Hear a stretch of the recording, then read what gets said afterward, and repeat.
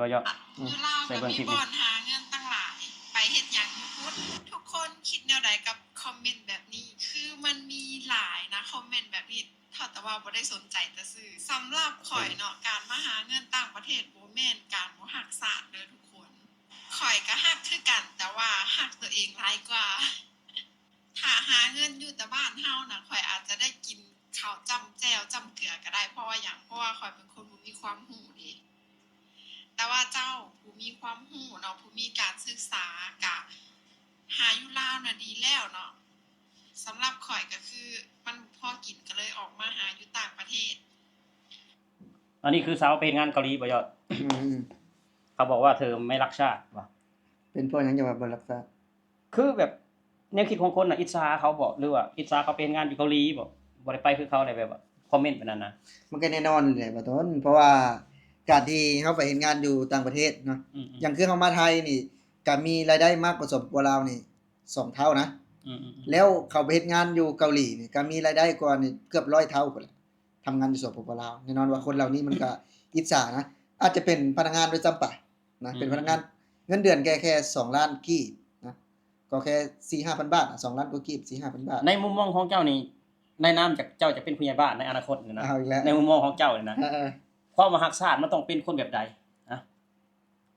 คนรักชาติมันต้องเป็นคนแบบใดในมุมมองของเฮาบ่หรือว่าเอาตามในมุมมองของเจ้าคำว่ารักชาติเท่ากับในมุมมองของเฮานะก็รักชาติเท่ากับมันก็รักบ่ทุกคนนั่นแหละรักชาตินะแต่ว่าสิ่งที่เฮาควรเฮ็ดนั่นก็คือเฮ็ดตัวเฮานี่แหละให้มันดีก่อนนะถ้าหากว่าตัวเฮาดีแล้วเนาะเฮามีเงินมีคำแล้วนะเฮาก็ได้ไปช่วยเหลือสังคมอยู่บ้านเฮาน่ะได้ว่าตัวนั้นนี่ก็คือการเป็นการแสดงออกที่แบบว่าเฮายังคิดฮอดบ้านเกิดเฮาอยากช่วยเหลืออยู่แต่ณตอนนี้นะเฮามาหาเงินเนี่ยเฮาบ่มีครอบครัวแบบว่าครอบครัวยากจนเนาะฉันจะเฮามาเนี่ยก็เพราะว่าอยากหลุดพ้นจากความทุกข์ยากนะถ้าหากว่าการที่ทำงานอยู่ลาวเนาะแล้วบอกว่ารักชาติแบบใดแหละสังคมโรงเรียนนะโรงบาลสิ่งต่างๆเหล่านี้เคยบริจาคช่วยเหลือบ่นะแม่นบ่แต่ขนาดเฮาอยู่ประเทศไทยนี่เฮาก็ยังได้ช่วยเหลือเลยได้บริจาคเลยนะเพราะฉะนั้นการที่บอกว่ามาทำงานต่างประเทศแล้วบ่รักชาติมันเป็นความคิดแบบว่าพวกเต่าล้านปีนะบ่ความคิดล้าหลังเนาะแม่นความคิดล้าหลังความคิดที่คนที่บ่พัฒนาในการรักชาติในมุมมองและความคิดของบ่าวต้นนี่คือแม่นบ่ขายสัมปทานในต่างประเทศ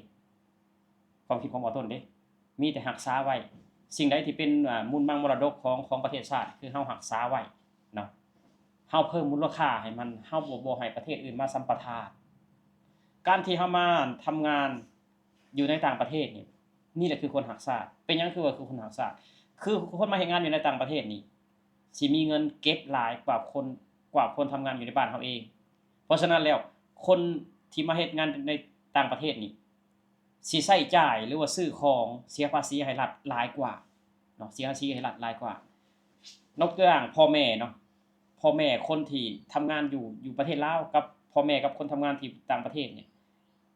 คือพ่อแม่คนมาทำงานต่างประเทศนี่สิใช้จ่ายหลายกว่าเพราะว่ามีเงินลูกซื้อเงินส่งไปให้เด้แม่นแน่นอนอยู่แล้วเนาะคือ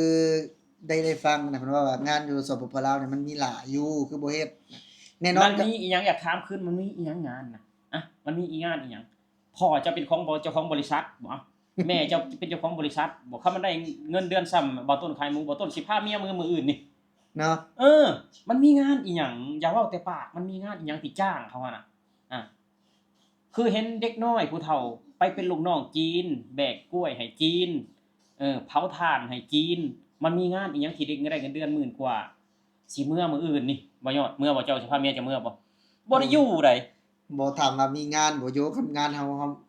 มันบ่เหมาะสมของเฮาก็บ่เฮ็ดได้ขอโทษเด้เหมาะสมแบบนี้คือเฮาเฮ็ดซุมื้อนี่นะบ่มีดอกคันเราแบกกล้วยให้จีนบ่ยอมไปเป็นลูกน้องจีนน่ะบ่ยอมคันถามว่ามีงานบ่คันคือบ่ต้นว่ามีบ่ครับมันมีอยู่แล้วงานที่มันยากลำบากอย่างเงี้ยลำบากยากเงินเดือนน้อยเนาะเงินเดือนน้อยคือยังมันมีแบบว่าที่ได้เงินเดือนหลายนี่ก็คือเราต้องยอมรับแหละว่า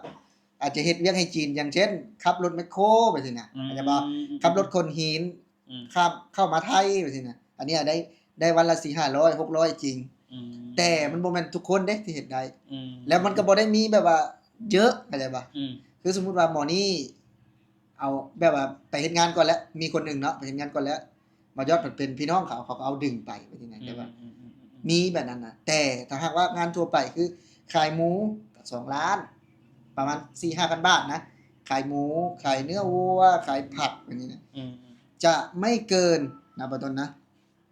จะไม่เกิน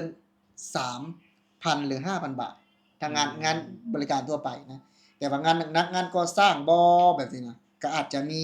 มีแพงนะ มีอยู่แต่ว่ามีน้อยนะซึ่งต่างจากประเทศไทย ซึ่งงานทั่วไปเลยสตาร์ทเนาะ350 แม่น บ่ว่าจะเป็นขายผักอยู่ในตลาดเป็นลูกจ้างเพิ่นนะ ขายเนื้อเป็ดเนื้อไก่อะไรก็แล้วแต่คือ เริ่มต้น350 บาทเนาะ คือการมาทำงานในต่างประเทศนี่ทุกคน มันมีข้อดีอย่างหนึ่ง คือเฮาเป็นลูกน้องคนต่างประเทศอยู่ในต่างประเทศ แต่ว่าทำงานอยู่ในประเทศลาวนี่เฮาเป็นลูกน้องคนต่างประเทศอยู่ในแผ่นดินลาวมันแตกต่างกันบ่ทุกคนแยกให้ออกเนาะแม่นล่ะวะ แม่นเลย คือเฮาเป็นลูกน้องจีนอยู่ในพื้นแผ่นดินเฮาเองเข้าใจบ่ พ่อแม่เฮาอยู่หั่นอยู่แล้ว พ่อแม่ เนาะ เฮาอยู่หั่นอยู่แล้วแต่เฮาเป็นลูกน้องจีนน่ะเป็นลูกน้องเวียดน่ะอันนี้เฮาคือเฮาเป็นลูกน้องคนไทยก็บ่แปลกเพราะว่าอยู่พื้นแผ่นดินไทย แยกให้ออกได้อันนี้เราเป็นลูกน้องต่างชาติอยู่ในพื้นแผ่นดินลาว แผ่นดิน มันเจ็บใจบ่เจ็บใจบ่ คือแบบว่าอยู่บ้านเกิดเจ้าของเนาะ แต่เขาเป็นลูกน้องเขาอ่ะ ยังเป็นลูกน้องจีนอยู่ เนาะ เจ็บใจมากเท่าทนเนาะ คือเนี่ยคือว่าอยู่บ้านเกิดแทนที่จะโอ้ยเป็นลูกน้องคนลาวด้วยกันเอง แม่น แต่บ่แม่นท่านผู้ชมเพราะว่านึงแหละ คนลาวบ่ได้มีทุนมากพอที่จะมาเปิดร้านขายรถเนาะหรือว่ากิจการต่างๆเนี่ยบ่ค่อยมีนะที่เป็นของลาวนะคือถ้าหากว่าของลาวแท้ๆเนี่ยสูงสุดก็คือร้านอาหารว่าต้นร้านอาหาร แต่ถ้าหากว่าเป็นธุรกิจใหญ่ๆนะที่มีคนงานเยอะๆอย่างเช่นโรงเย็บผ้าอะไรนี่นะโรงงานที่เป็นโรงงานใหญ่ๆอะบ่มีคนลาวเขาบ่มีที่เป็นเจ้าของเพราะว่าบ่มีทุนเด้ แม่นๆๆ แต่ถ้าหากว่าคนลาวมีหยังไงขายเนื้อวัวอะไรนะขายผักอยู่ในตลาดแบบนี้มีแบบนั้นน่ะ นี่แหละสิ่งที่มันเจ็บใจเนาะทุกคนคือ คนลาวเป็นลูกน้องต่างประเทศอยู่ในผืนแผ่นดินลาว ซึ่งมันคิดแล้วก็น่าอับอายนะทุกคนน่าอับอายเด็กอายุ12-13ก็ไปเป็นลูกน้องไปเป็นกรรมกรในเฒ่าแก่จีน ซึ่งเฒ่าแก่จีนปลูกสวนกล้วยอยู่ในผืนแผ่นดินลาวทุกคนน่าอายไหมน่าอายไหมสมมติว่าบ่าวต้นมีที่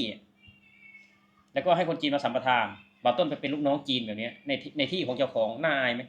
น่าอายสุดๆเนาะนี่แหละเหตุผลที่เขาถึงมาทำงานอยู่ในต่างประเทศเงินเดือนมันก็เยอะเงินเดือนเยอะ1เงินเดือนเยอะ2ก็คือไม่อยากเป็นลูกน้องต่างชาติอยู่ในพื้นแผ่นดินตนเองทุกคนนี่ก็คือความคิดความเห็นของมนุษย์ถ้ำเนาะมนุษย์ถ้ำที่มีเยอะนะคอมเมนต์แบบนี้ทุกคนมีเยอะถามว่ามาทำงานต่างประเทศแล้วเป็นคนไม่รักชาติโอ้โหทุกคนคนเราถ้าครอบครัวเราดีขึ้นเนาะฐานะเราดีขึ้น ครับ ถ้าทุกคนอยู่ในผืนแผ่นดินลาวฐานะดีขึ้น